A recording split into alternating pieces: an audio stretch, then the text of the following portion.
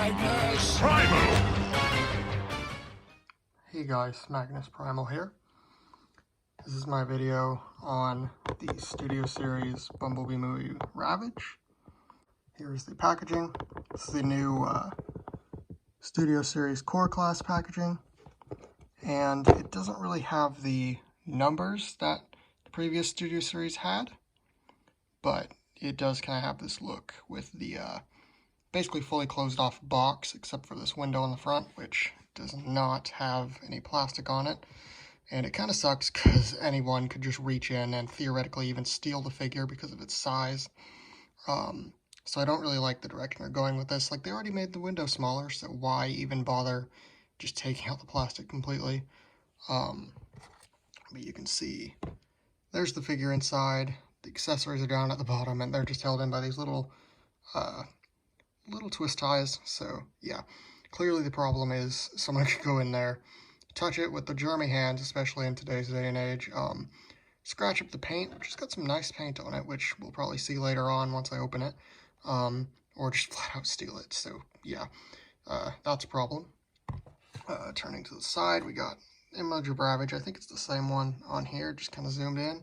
It's a nice image, but it's just a bit weird having it like this format for the boxes, but this is what the core class is for Studio Series, I guess. And then on the back you can see images in both modes, and it's even got the missile on the bottom. That missile wasn't seen in the movie, obviously, but that's kind of an extra thing as like a add-on for Soundwave, which I'll show you later. I do not have Soundwave, so I can't really show you the compatibility of this figure with Soundwave, but if I get Soundwave later on and do a video on him, I will do that. So let's get Ravage open then. So here's Ravage outside of the packaging, and he's tiny. We're zoomed in very close. He's got some very cool paint detail for the size. And if we could focus, that would be wonderful, because there's a teeny little Decepticon symbol on his shoulder. It's just really well painted for the size, which just makes it a shame that it's open on the side, so that people could, in theory, reach in there and scratch that up. But when I got to the store, there were a couple of these, so I wasn't too worried. In terms of the accessories, we've actually got a couple. We've got like 4. So here's this teeny little piece, which is just this, I don't know, missile pod looking thing, and I believe this just pegs in on top right here. And there we go, got that on. Now it's on his back. And that looks nice. Again, neatly painted for the size. And then he also comes with his little missile launchers that go on his sides. And here he is with those attached. Very movie accurate and very G1 accurate. And here is the final accessory, the little missile for Soundwave. And you can see this greatly resembles the missile for the G1 Soundwave, which is what this is meant to allude to. And it's like, he didn't even have it in the Bumblebee movie, but just a fun little optional accessory for Soundwave, which is kind of neat that we packed this in with this core class figure. That can be plugged onto the bottom of Ravage, like so. Doesn't look fantastic, but again, it's more of an optional piece more than anything. Posability wise, let's see what we've got. We have what looks like movement in the jaw. That can open and close, very cool. I saw that the head has a joint. Yep, it can move up and down. Cannot move side to side, that's all right. The shoulders, they're on ball joints, but they don't seem to move out that far. That's fine, they can move forward.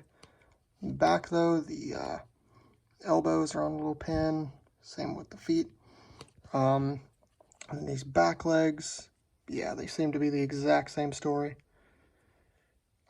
Just hinges in all the same spots, and a ball joint. Looks like actually there's an extra, yeah, ankle joint right here. I don't know, that might be for the transformation. And then the tail, yeah, it can kind of move down, but can't really move up any further. So yeah, I'm gonna get to transforming him now. So as for transforming Ravage, I've gone ahead and removed this top piece just because it's a little bit tough to get off, but you will need to take off all the accessories because they do go in a new place for the alt mode. So just do the same thing with these side missiles, and now we can properly begin. So close the mouth, flip the head down as such, and then take these arms, and you kind of got to push them past because there's a little peg there. It's going to come into play in a moment. So just bring those up and then bring them down upon here, and then wonder if I can get this in focus. There's a, you can kind of see it, there's a peg in there. And there's a hole on the inside of the leg, which you can kind of see. And you just want to bring that down to where those are flush and then plug them in as such. And then this foot we can just bring back like that. Do the same thing on the other side. Now for the back, what you want to do, push the legs up as much as they'll go. Do the same over here. Kind of got to move the ball joint to get them to go up past these pieces, and then just take the legs themselves and just kind of push them down at the hips, and they'll come out. They're on this little rail that was in here, and just let the rail come all the way down like that, and then let this separate piece that the tail is on come down as well. It should kind of soft tab into place, and then this is actually where you're going to want to take this piece, and it's going to play on right there like such. And then you want to just push the tail on top of that.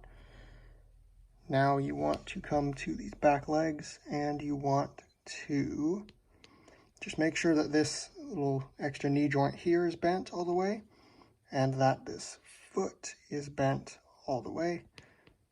And you just want to push that.